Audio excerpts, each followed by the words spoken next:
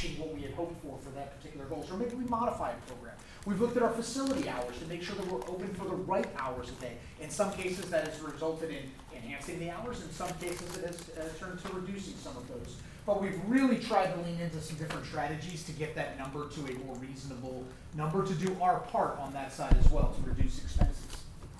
Our cost of continued expenses, so going into that, so what does that mean? Our 7.1, so most of the money that we spend, a large portion of it is in that salaries and wages. We talked about being the largest student employer on campus. We're really proud of the fact that of the money that comes in through activity and service fees, a lot of that goes right back out into the pockets of University of Florida students. So several $1 million is funded through their wage programs to really keep the programs and services operating the way we do now.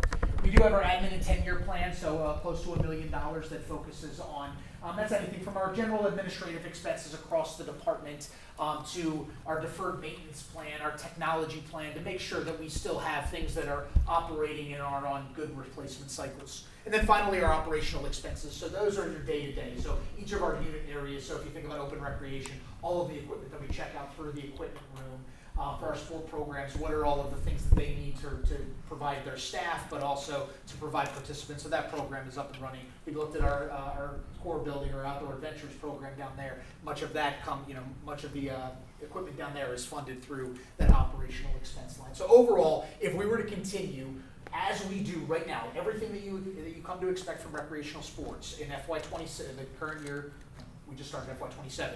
In FY28, it'll be about $9.1 million is what we are recommending, is what we are suggesting that it would be. So, so let's turn our attention to the 0% increase, which is what this committee asked for. So we are going off the assumption that we could only, in this model, we could only spend what we bring in for that particular year. You'll notice that the revenue has not changed. So I'll bring that back up again. A&S fee allocation right there, consistent with that $7.5 million. We do think that regardless of those things, that we would still be able to bring in that $1.1 million in additional revenue, giving us a total cap of $8.7 million. So how would we reduce our expenses to get down that $433,000 that I showed you as the net loss with the cost to continue? We do that in several ways. So our salaries and wages would come down about $300,000. How would we do that? Some strategies might involve if a professional staff member leaves. We may look and evaluate, instead of hiring that back immediately, can we last through a couple of months without it? Because you get cost savings when it comes to those kinds of decisions. Do we take a look, an even further look at some of our operations, our programs and services? Can we reduce by a staff member there? We have looked at that over the years, so we're kind of running out of options in some ways there. So there would be probably an impact felt, but we would continue to just make sure that we operate as efficiently as possible. But we did have to reduce that line by about $300,000. The admin and 10-year plans came down roughly 10%. That would probably result in us elongating equipment that we have on the floor. So maybe we're not replacing it on our normal cycle, so you may not see newer equipment in certain places. We may have to kick a deferred maintenance plan down the line a little bit and just try to extend out the life of certain things within that area. And then our operational expenses, they just may result in, maybe some basketballs are just older. Somebody would get asked, like, do you look at things that, and replace them? Yes, we do, and obviously try to keep that within budget. And in this plan here, we would probably have to, our threshold for when something has to be replaced has to get a little bit longer in the tooth. So overall, in our last thing that I wanted to show you all was our overall funding model, because one of the things that I have not talked about so far is our capital reserves. So this slide here shows us our total revenue, which stays the same, our total expenses, which is from the cost to continue, and then this capital reserves at the bottom. What capital reserves does is really provides a safeguard for us in the rainy day scenario. We plan our deferred maintenance plan for small projects that we'll do every year, but it's normally confined to, like, this is what we're going to spend in this fiscal year. Well, sometimes when you have problems that fail, things that fail, our core building now is 10 years old. We have had really good luck with that, but eventually there's going to be some things that we have to do down there. Flooring, roof, HVAC systems, all of those things that cost considerable dollars, and if those things fail unexpectedly, sometimes that can take up an entire portion of our budget. And now without a capital reserve, a proper capital reserve, now you're having to pull, like, gosh, well, I guess we're not going to run that intramural sports program now because we have to replace an HVAC somewhere. Those are the kinds of decisions that we don't want to get to. Unfortunately, have not had to so far. The capital reserves helps us make sure that we don't get into that area. So ideally, we would be putting aside about 3% of our operating, $318,000 every year, that we would purposefully not spend to be able to put aside. So that way if something did come up, oops, we've got to replace a roof on a building, that was this huge expense, now we're not impacting our regular programs and services. You won't see that as part of our funding request now. Transparently speaking, we've spent more this year in FY20, so this past year in FY26 than we brought in. We planned it, we figure on doing the same thing, we project to do the same thing in FY27, and that's what we're presenting to you in FY28. So if we're spending more than we're bringing in, it's kind of hard to put aside $318,000 into a savings account. So I wanted to project that to you here to show you that our total funding goal to operate exactly the way we do now, but also save for the future, we would be looking to bring in about $9.4 million through all of our different funding sources. But again, that is not a request that we're putting on that because we know the realities of the situation where we go today. Okay? With that, I'm going to present a couple of program enhancements. That is the end of our funding, our formal funding request. But there was a couple of different opportunities that you all had presented as part of this, so we wanted to get into our enhancements from there. So this picture here, we talked about our recovery room and some concepts down in activity room 2. We even got to experience one of our massage chairs that were down there. This is a picture of the Nike Recovery Studio. I mentioned what they had done in Texas. Really successful project that they've done here, and this is a picture of that. So we had thought about, like, what is something else that we could do from the master plan that would help get us some quick early wins, and the ability to introduce more recovery and purposeful recovery into the program just seems like an opportunity that can benefit lots of different students. We've looked at a variety of rooms, whether it's racquetball court spaces, or the activity room 2, or we're going to evaluate a couple of different spots for it. But there is some opportunity to bring in some of that great equipment and just renovate a space for something that we just do not really have a portfolio for right now outside of the 2 massage chairs that you see in the social lounge. We worked with planning, design, and construction. They actually talked with the folks from Texas to kind of get an apples-to-apples comparison. You'll see in your appendix as part of your packet, actually I don't know if it's in there, but it was emailed as part of our first piece there. The full budget of what planning, design, and construction did. It was about $500,000. We know that that kind of funding is not available. We believe that we can trim this. So we've already identified some areas that we think we can trim the scope of that down to the $300,000 and still get a really awesome room out of that if that is something that the committee would like to move forward to. The last piece is our recurring funding. So we had talked, you presented this idea of $100,000 that could be added to the budget. We're like, oh man, well, we could add this, or we could add this, and oh, there's some really cool things that we could do with it. At the end of the day, we just went back down to our philosophy and what's the nuts and bolts. We're presenting to you all a $400,000 potential net loss at a cost to continue. So what you'll see in the $100,000 projection is just adding back to that, so that way we can continue to offer the same program services. We'll still try to get creative and innovative as we've talked about our values throughout, but we wanted to make sure that we are taking care of the things that students really love and enjoy now. So a lot of that goes back into student staff wages, to making sure that we have new equipment on board and we're not getting into that older equipment, and then some of the operational expenses. So that's where we intend to use that, with still keeping an innovative mind. And with that, we thank you for that. Laura, any last words? Yes, please. So related to the recovery, the reason we chose that to propose to you all for additional funding was, aside from climbing, recovery was the second most popular item that students asked for throughout our master planning process. And we feel, like Marty said, it could be a really quick, easy, early win for a relatively low dollar amount. So that's why we requested that. I wanted just to wrap up by talking to you all about success and how we view success in rec sports. You've heard all the numbers, you've seen the data, and we're proud of that, like I said. But we really feel that in partnership with you all, if we can continue to let this roll, we can serve far more students than have ever been served by rec sports here at UF. And we hope that that matters to you too.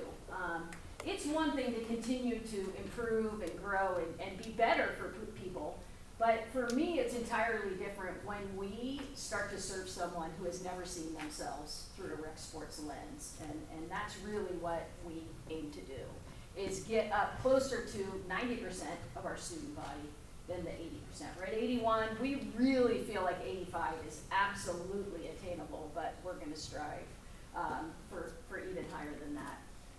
Thanks so much for your time. Thank you. We appreciate how gracious you've been with the amount of time we've been allocated, and I would love to answer any questions you might have at this point. Thank you very much. We are now in line for a 30-minute discussion period, which will start now. Yes. All right. First of all, thank you guys for that presentation. It was very concise and easy to understand. What I wanted to ask was, assuming this ANS fee request gets approved, you guys will be operating at around 8.7 million. And you guys mentioned how your expenses sit around 9.1, and you guys also mentioned you guys want to operate around 9.4. So do you guys have sort of a plan to bridge that $700,000 gap? We do, through some of the things that Marty just mentioned, through some salary savings and things like that. But what we don't want to put on paper, because we feel it can be disingenuous, is the increase in revenue generated. We know that our camp program is going to continue to expand. It is expanding at astronomical rates right now. But for us to put a number down, we feel would really just be a wild guess. And yes, we could say, oh, we tend to have it balanced, but it is a guess. And so we want to be transparent. We want to show you where we're at, where we are very, very, very confident and reliably at. But we certainly would not ever go into an operational deficit without either the capital reserves in place. You know, we do monthly ledger reviews in real time, and we make adjustments in real time, and we rig money back from units in real time, so that we know, you know, come March, we have a plan for the rest of the year to be able to operate at a balanced rate. And a lot of that is the generated revenue. Does that answer your question? Yeah, thank you. With student wages being one of the largest line items on your expense sheet, have you made an effort to bring in more federal work-study students? No, it's like I planted that question with you. So yes, we have. In fact, this past year, do we have the numbers in yet? Just under $200,000 that we saved this year in federal work study. Okay, 2 years ago, we had 0. So that has absolutely been a strategy. We have made a decision not to mandate federal work study for our positions. We want to hire the very best students that work hard to earn that job, but once they're hired, we work with every single student. Some students don't even know they've been given the award. And so we work with enrollment management. It is a lot of work to make that happen, but absolutely worth it for $200,000 savings. Yeah. I had a question. So for the recurring supplemental, in the spreadsheet that you sent to the email, you had a breakdown of that. Do you have a priority ranking of what you, because you broke the recurring supplemental into 3 categories. Yep. Do you have one that you are more? Generally speaking, number one priority is to go back into wages and salaries, because with our wages, because a lot of that goes to our student staff, that allows us to continue functioning. If we're not open for an hour, nobody can use the basketballs that are on the floor. So we can give a little bit more life out of our equipment than we can if we have to reduce our staffing numbers. Thank you. Can you elaborate just a little bit more on the breakdown of your self-generated revenue and any other sources that could possibly go to the deficit? Yeah, the majority is through membership income. So, we have about $1 million. Marty, correct me if I'm. It's 1.1 overall, about 400,000 from memberships, about another 50 to 75,000 in day passes. So a good half of that just comes from access control type revenue. Right, and then, so for youth programs, one thing we haven't mentioned, but is critical for you all to understand, we have a moat around that budget. So there is no chance at all that ANS fees are used for youth programs, because it's not a student-facing program. So every single penny of expense out of that program comes from the income that it generates. So we're just entering our 3rd summer. We knew it was going to take us a minute to get up and running, so we used some previous reserves that we had through generated revenue to start the program up. But we are now have finally entered profit. So there will be some profit on that. That will grow pretty exponentially. And then the reservations and events unit that we just started, so charging a fee to non-student orgs and departments on campus, and some public entities, very little, but some. That will make up, it's not a lot of our generated revenue Maybe right now? $40,000 a year in events and reservations. We have swim lessons, we have our challenge course programs, personal training, massage therapy. So there's a lot of little buckets that go, Yeah. that bring in different sources of revenue to rec sports. Our fee for service, so like personal training and the premium fitness, that is a very, very small percentage of, and purposefully, because much of that's coming out of students' pockets, but it's the only way we can offer that program. So that is a small piece of it too. Did that answer your question? Yeah. Perfect. You were talking. Oh, You next, you, Billy. you were talking about that another way to help make up for the deficit was just increasing the like longevity of like in terms of replacing equipment and stuff. Why is that not the case as of current? And like how is it going to be different in the future? Does that make sense? It is the case currently. So we've already, for the last I would say 4 years, we've been stretching out our 10-year plans. Okay. It really is kicking the can down the road, right? Because what it does is it creates a burden in future budgets. But it's how we're continuing to continue, cost to continue despite, flat allocations. So yeah, we're already doing that. We take really good care of our equipment. You will see now students cleaning. The reality is a clean building is great to have a clean building, but it also helps our equipment last longer. And we have in-house maintenance that takes care of a lot of that too. So we do a lot of preventive maintenance that then allow things to last. I'll tell you, our treadmills here, when we talk to colleagues from other campuses and say that we have treadmills that are 10, 11, 12 years old, their jaws drop, because that's just not something that you see in our industry. But it's something that, would we like to have a treadmill rotation every 3 years? Of course we would. It's just not our reality, so we figure it out and keep moving. So Colin, while we do that, what we're saying as part of this plan is now we're gonna have to maybe make some uncomfortable decisions around that. So now, a 12-year treadmill that really needs to be replaced, might have to get us to 15 if we, so, we try to be good stewards of it already, but that's just another strategy if we have to come down on those expenses. And I told half of the group this in one of the bands, but just to make sure everybody hears it too, we've really changed the way that we're approaching big purchases. So like the tractors for the maintenance on the fields, right? Do we really need to replace that, or is there another solution? Can we rent a tractor for a day? Is that a better value proposition than a purchase? Can we outsource the work to a contractor for the day, depending on what it is? And Marty has done a tremendous job really getting our guys, really maintenance inside and grounds outside to reevaluate. Because back in the day, it could just be a purchase. It was easy. Tractor breaks, you buy a new one, $100,000, no problem. Well, that's not our reality now. So that's another thing that has changed pretty dramatically over the last couple of years. You said that you guys are expecting like a $430,000 net loss. You said that number is decreased from other years, but you said you guys have $318,000 reserves. Where is that reserves coming from? So the 318,000 is a hypothetical, like that would be a best practice for us. We have not been able to set it. So we would love to take of that 8.7 that we're planning on making through A&S through our generated revenue and purposely not spend 318,000. But in order to do that, we would need to further reduce services, programs, things like that. We have basically kicking the can down. So we have not been able to save that money. So we didn't put it in part of our funding request. But in a perfect world, we would have that money that we could set aside as well. Going off what he said, when Yeah. you guys do end up replacing the equipment, what do you do with the old phased out equipment? So, do you want to talk about Yeah, that? sure. Yeah. So a lot of times we'll trade it in, which will get us a value back. So that way we can help offset some of the expenses of the new equipment for it. Just depending on what the equipment is. If it's smaller equipment, it'll go to surplus, which then the university has some projects that they go through without that. We will also try to repurpose it within our program. So if we have a piece of equipment that maybe is not useful here, but we can utilize it at the lake for something or another, then we'll certainly do that. And then there's also a university kind of property swap that we will participate in on both ways.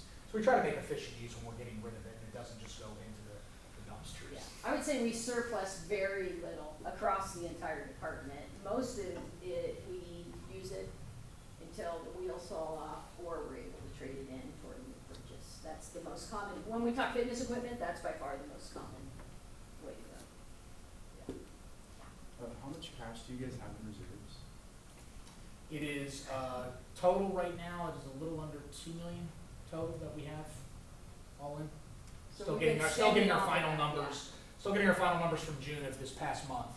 Because as I said, during this past fiscal year that just ended, we spent more than we brought in for fiscal year 26, so it was just over 2 going into this year. And I think it's gonna be just under that for this year. And that reserve money is just surplus money from past years, or? From past years, yeah. Yeah, not A&S surplus. We've done a really good job over the past several years now of making sure that we spend A&S in the year that it was allocated for. In previous iterations of Rec Sports, there was certainly reserves, but we make sure for now, for example, every single student that works for us, except for youth programs, gets paid out of A&S fees, because that's, you know, the best reinvestment in student dollars is back into student pockets. And then we also, on the sport club side, make sure that that's a priority there too. So where that had come from, just to give some more transparency around that, we have presented over the last couple of years, we're looking at our numbers like $700,000, $800,000 that we're like, oh, we need to make some hard decisions. So we Lake Wahlberg South went to reservation only. Student recreation and fitness hours went to opening at 12 p.m. during the summertime. The federal work study, we didn't realize how much we were bringing in from that, so it wasn't something that we had really budgeted for. And so we're learning more, so we're gonna start to incorporate it into our budgets. But all of that, you kind of cobble together all of those different pieces that has allowed us to stay more within budget than we had projected being at. But we've come into this room before like, oh God, if we're operating $700,000 loss, we're gonna need some. Like we're gonna run out of that kitty. So we've tried to build that up a little bit by really stretching the life. Like we have, I think it's $150,000 a year in like small project money that we can kind of, pick off some different projects. We've spent very little of that through our operation. Now, we've gotten some CITF funding and things, but we've put that aside and said, you know what, we're not gonna spend that this year, because if we operate at a $430,000 loss, we don't want you all as students to feel that all in 1 year. Here's an example though, for that 2 million. The storm that came through, when did the dock? 2019, December. No, the rowing dock. Oh, I'm sorry, rowing dock. Just last year. Yeah. So there was a storm that came through, just wild random winds, and it ruined our dock at the lake that our rowing team uses for sport programs. And the university looked at it and said, it's not us, right?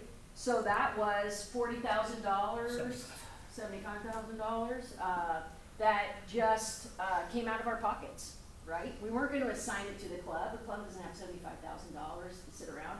Without the dock, they couldn't get their boats in the water. So it's those kinds of things that we have that reserve for. We don't love that we're spending it down some every year, but it's kind of like we're in the rainy day right now if we want to continue to provide rec sports as you know it. Yeah. Do you expect to tap into that for this upcoming year? If we operate at the cost to continue, which is, that's our hope, right? Like, we know that you have limited resources and things, and that 7.5 million is likely stagnant, right? So we don't want to take away any more programs and services and facilities. So we intend to operate at a cost to continue, which would tap us into that $430,000 if we operated at every dollar there. Now we'll make every decision possible to make sure that it doesn't get all the way up to that 430. And as you know, I mean, 2 million sounds like a lot. Every $400,000, $500,000 in the hole each year, it goes away fairly quickly. So. And if we weren't in deficit last year, I don't think we would have asked for the $100,000 to you all. But we were in deficit last year, despite all efforts. We just were to continue what we have today. How long have you guys been using the cash reserves for? Just last year was the first time, yeah. And it was projected to be, what was the deficit projected to be? We were at 700,000, when we came to this crew last year, it was $700,000, $800,000 Yeah. that we had. Right? And so, the fact that we weren't is good, but still that's not where we want to be. We were able to reduce it, but. How many years in a row have you operated at a deficit? Just the one. We have come to this committee expecting to operate at a deficit, but that's where we've gotten afterwards. Well, we got to get creative with it. So that's where we did reduce Lake Wahlberg South. We did reduce the hours in student rec. We haven't done projects for several years. Again, the federal work study helps. Sometimes when we have professional staff positions, it's like, we probably won't fill it for 3 months, because It's an easy $30,000 that you can, you know, just knock off the top there, that we didn't have budgeted for. So we've done some things to get it back to square one. We're just running out of options there. We really are. We had significant staffing structure changes 2 years ago, where we took spots off the top of our work chart and added a few spots at the front line, because that's where we needed them, but that saved us a lot of money. So we've done big things like that over the past 3 years, but like Marty said, we are kind of really running out of options, and out of options not only to save money, but also, you know, revenue generating. You know, I don't think there's another youth programs like IDEA in the back pocket. So, yeah. How long do you expect it'll take for you guys to get back to the green? I mean, unless we change what we're doing, you know, I don't, like for youth programs or reservations and events, I don't expect us to make $400,000 for maybe 5 years. So this is not a trend we love. We would much rather fees get increased. Can you all make that happen? No? You know, so that's the reality. So what are we in year 12, Rafa? I think. Of activities. 12, James? Year 12 of a flat allocation? Since the 1906 we've been shifted. Okay. Yes. So we're 12 years of a flat allocation. Now think of what inflation has done in the last 12 years. The cost of goods and services, the cost of salaries. There's a 3% salary that the university has mandated each year for full-time staff. There's been a $5 per hour minimum wage increase for all of our 750 student staff. And we have had the same allocation for 12 years. So, you know, really, honestly speaking, Tyler, until something changes on the input level, I'm not super confident. That's when we'll probably have to start making some really hard decisions on the output. What did you generate from the summer camps for last year? Do you know? 60? It was just under 200,000. Sound right? It's about between 60 and 80. Yeah, so net profit was about 60,000. Oh, profit, I'm sorry. I was Yeah. going revenue. No. So net profit, so that's after paying our full-time and part-time staff. We actually even figured in a facility rental fee for that as well, to make sure that we are covering our bases. Are most of the staff for that students? All of them, Okay. yeah. 2 professional staff that run the administration and then all But all of our counselors. gift staff are students. So to my understanding, there's an SG reserves account that can be pulled forward from any ANS entity for like an emergency, in like emergency cases like that, like dock situation, for example.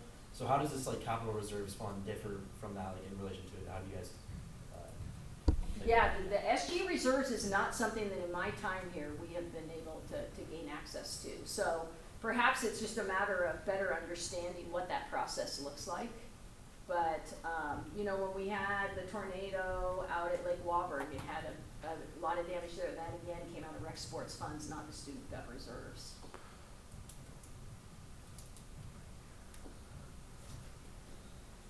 I think you guys are doing a great job. You have a lot of great resources. I know for myself, I don't know about everyone else in this committee, there was a lot of resources I saw today that I have not seen before or didn't know about. What do you think are certain ways that you guys could increase people's awareness of these resources that you guys That's a have? good question, Billy. You know, here's the thing is you all are sprayed with a fire hose with information and do this, join that. You know, it's hard to gain new, you know, like market share, if you will, for people participating. So we invest heavily on the front end. You know, we are doing a ton in preview this year. We have daytime sessions going. We have the evening sessions for the first time ever going. We try to do a lot that way, partnering with our colleagues in housing to do that. Our marketing unit is pretty robust. We have, how many students work in marketing, Kat? 8. We have 8 student staff that work in marketing, gaining their real life experience doing marketing. Our social media is very active. And the reality is it's hard because it's like everything's on blast, right? And so we rely heavily, quite frankly, on word of mouth. Do people have positive, good experiences? And, you know, other than that, you know, we constantly do assessment. Who are we serving? Who aren't we serving? Why? So thinking about things like partnering with certain academic units on campus that might have an affinity towards certain programs that we have, through the Honors College or the School of Business, you know, the MBA program. We are choosing to try to focus in micro ways along those lines, but it is really hard. But that's how we're gonna go from 81% served Yeah. to 85, without a doubt. Do you utilize social media in that aspect for some of those like marketing purposes? Yeah, we do a lot. Our student staff are phenomenal. I don't know if any of y'all follow our Instagram, but it's good. It's really good. And that's all student driven, student centric, student driven. Our professional staff help guide them, but that is student generated content. And in fact, some of our equipment manufacturers have used our UF Rec Sports Instagram as examples of how to have things go viral. Around EGIM, for example. EGIM, you know, is a global company out of Munich, and they pulled in our Instagram to show their other constituents how you get, you know, product awareness out. And that didn't cost us, you know, a dime, right? How has the cost and the funding for running ED programming this summer looked like for? Yeah, I mean, it's definitely an investment, right? And we're budgeting, because that opportunity came to us very, very late. I don't think we started planning it until April. We got tapped and we're like, we're in, we're doing it. So we have now built a budget. Kat did, she built a budget. That is now budgeted into this current fiscal year's budget for next summer.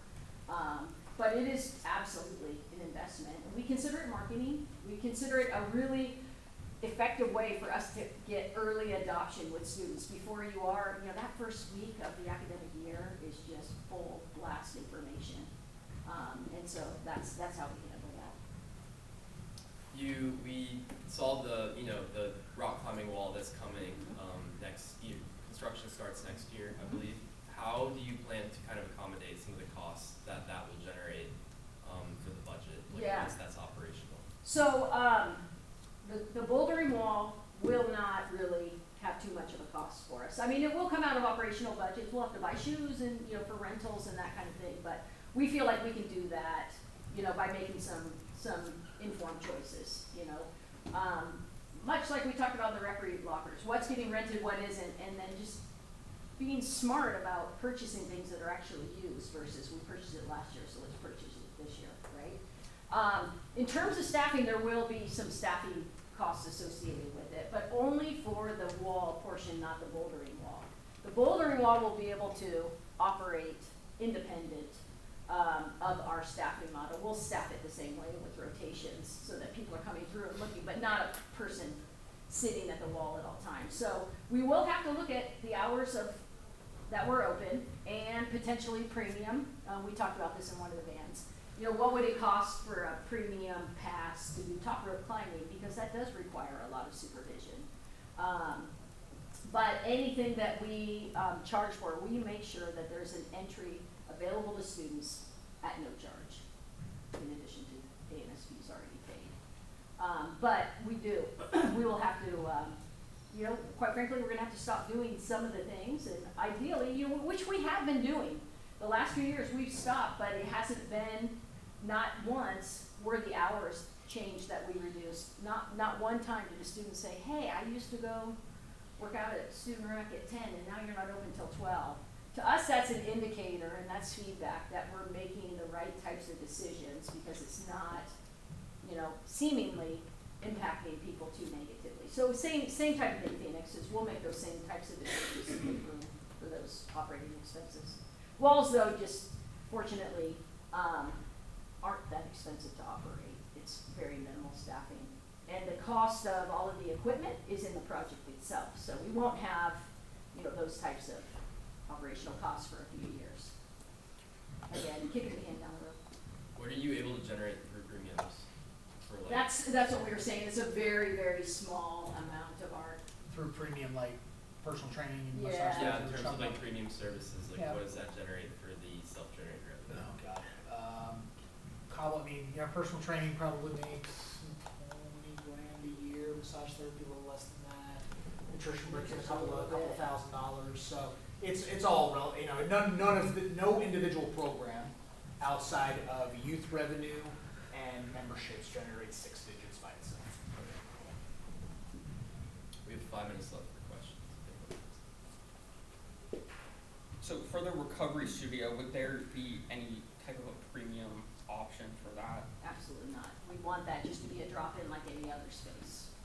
Yeah, and what we're talking about and what was budgeted is things like the massage chairs you saw, but the red light therapy, Theraguns, modalities that people use to recover from a workout, or just to come in and chill, or be able to sit in a chair and study those types of things. Are there other concepts I didn't mention? The aquatherapy is Yeah, where it's a chair that is like a water massage kind of thing, but you're not wet. Fantastic. And how many people do you think you can serve at a time in that recovery I think studio? depending on the size of it, the activity room too is a pretty nice size for a recovery studio. So you probably get 20 or so folks in there at any time. We'll scale it back a little bit because we didn't ask for the full amounts. In terms of what that original project budget was. So, but we'll try to make it so that way you didn't feel like there was an extra barrier in place, that you could always get a spot in there. And I'll tell you, the massage chairs out in the lobby, they are used non-stop all day, every day. That was something that we bought 2 or 3 years ago. We're like, man, I don't know, this isn't something that we've had before, and pretty pleased with the usage and quite frankly the durability of the chairs. Other than remotes, we really haven't had to replace much on it. Yeah.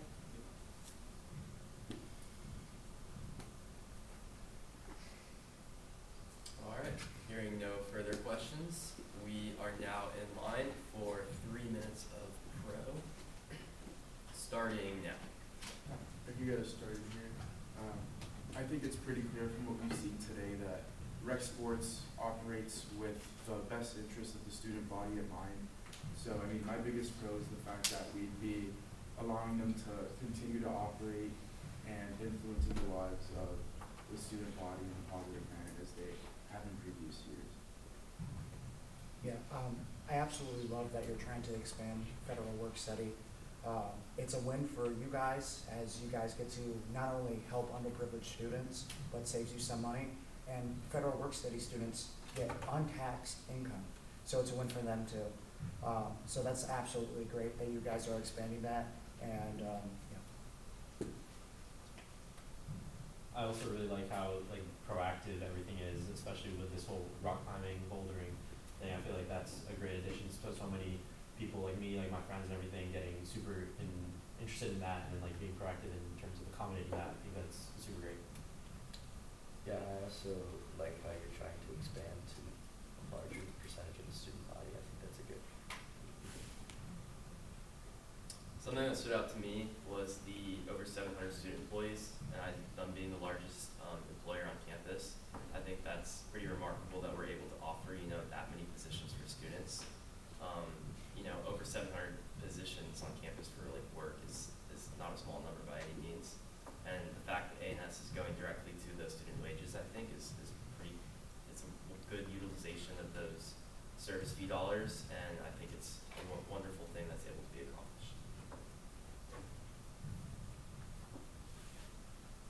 Something that really stood out to me was the 7,000 and 10,000 higher starting salary. That really shows the impact that Rec Sports can have on every student. I think working with the other sports teams and having them pay Rec Sports to use y'all's facilities is something really good. And I think echoing what a lot of we've seen today is how much they listen to student feedback and are very much kind of tapped into what students are actually wanting to do and interested in, present to this body of students, not what they've had in the past years. Basically the exact same thoughts as mine. You guys are doing an amazing job of making sure that whatever new initiatives you're putting in place, the students actually want it. So applause to you guys for that.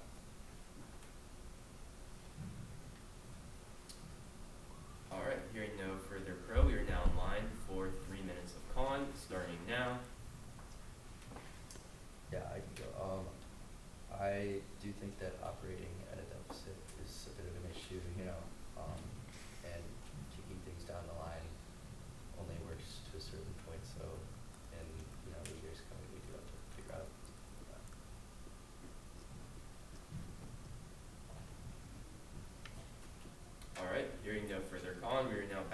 line for 3 minutes of pro.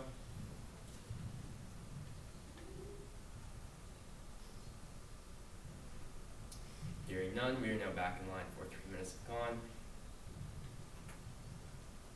Like you just said, operating in the loss is never favorable, but you guys are trying, and that's always a good thing. So hopefully one day to get out of just the unfortunate circumstance that you guys are in with that this year. At least it has gone down from last year, but if we can look into other alternatives of moving up the timeline of, instead of 5 years, like you said, of getting back into green, if we can push that up a little bit, that would be absolutely amazing. All right, hearing no further con, we're now back in line for 3 minutes of pro.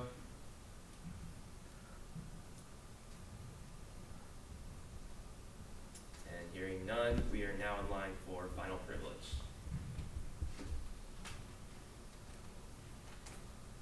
Which is with you, sorry. Oh, I'm sorry. Yes, we are in line for final privilege, so you have the last word. Great, thanks. Yep. Again, thanks so much. I'll keep it short and just thank you so much for your time. Thank you too for the questions and the honest feedback. You know, if we can't be transparent with one another, then this process becomes far less authentic than it needs to be. This is a lot of money, right? We're talking. Sometimes we just throw around 7-8 million like it's play money. It's not. It's actual dollars coming out of actual pockets. And so, thanks so much for how you engaged, and again for how gracious you were with your time. Thank you very much. Do I hear any motions? I move to advance the rec sports budget request of $7,557,302 to second hearings by unanimous consent. I hear a motion to approve the activity and service fee request of $7,557,302 to second hearings by unanimous consent. Do I hear any objections? Hearing none, that motion passes. Follow up. I move to advance the supplemental request of $300,000 to second hearing by unanimous consent.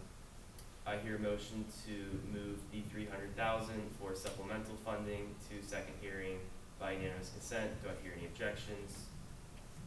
Hearing none, that motion passes. Follow up. I move to advance the recurring funding for $100,000 to second hearing by unanimous consent. I hear a motion to advance the $100,000 for recurring funding to a second hearing by unanimous consent. Do I hear any objections?